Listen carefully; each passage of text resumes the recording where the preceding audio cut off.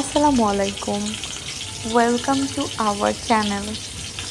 আজকে আমি আপনাদের দেখাবো কীভাবে সিলভার কাপ মাছ দিয়ে সর্ষে ইলিশের মতো আর কি, সর্ষে সিলভার, এটা খেতে অনেক মজা। অনেকেই আছেন যারা সিলভার কাপ মাছ পছন্দ করেন না। যদি আপনারা এভাবে খেয়ে দেখতে পারেন, এটা অনেক সুস্বাদু লাগে, এটা মনেই হয় না যে সিলভার কাপ মাছ। আচ্ছা, আমি প্রথমত মাছটি সুন্দর করে ভেজে নিব, কিন্তু এটা আমি অনেক ক্রিস্পিভাবে ভাজবো না, একটু জুসি জুসি ভাব রাখবো, মানে বেশি কড়া করে ভাজা যাবে না, নরম নরম থাকবে।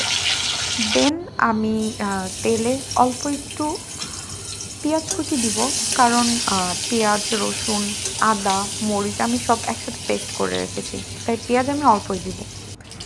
এরপর আমি পেস্ট সবগুলো দিয়ে দিব, পেঁয়াজ, রসুন, আদা এবং শুকনো কাঁচামরিচ দিয়ে আমি অনেকক্ষণ নাড়তে থাকবো। এটা একটু ভাজা ভাজা হলে বাকি যে গুঁড়া মশলাগুলো আছে আমি সেগুলো এটাতে অ্যাড করব। জিরা বাটা, ধনিয়া গুঁড়া, গরম মশলার গুঁড়া, জিরা গুঁড়া হালকা, হলুদ গুঁড়া, লবণ এবং শেষে মরিচ গুঁড়া। এইটা দিয়ে আমি কিছুক্ষণ এটা কষাবো। কষানো হলে যখন দেখবো উপরে তেল ভেসে উঠেছে, তখন মনে হবে এটা পারফেক্ট কষানো হয়েছে। দেন আমি কিছুটা এখানে পানি দিয়ে একটু আবার কষাবো। তারপরে আমি এখানে যে সরিষা বাটা পেস্ট অথবা পানি দিয়ে একটু হালকা করে আমি গুলিয়ে রেখেছিলাম, সেটা আমি এটাতে দিয়ে আমি অনেকক্ষণ কষাবো। যতক্ষণ আমার মনে হচ্ছে যে এটা পারফেক্ট, ততক্ষণ কষাবো। এটা আসলে সামনে থেকে দেখলে বোঝা যাবে। দেন আমি আর একটু পানি দিব। পানি দিয়ে যখন একটু গাঢ় গাঢ় হবে, তখন আমি মাছগুলো দিয়ে দিব। মাছগুলো দিয়ে এটা আমি ভালো মতো আরও একটু কষাবো।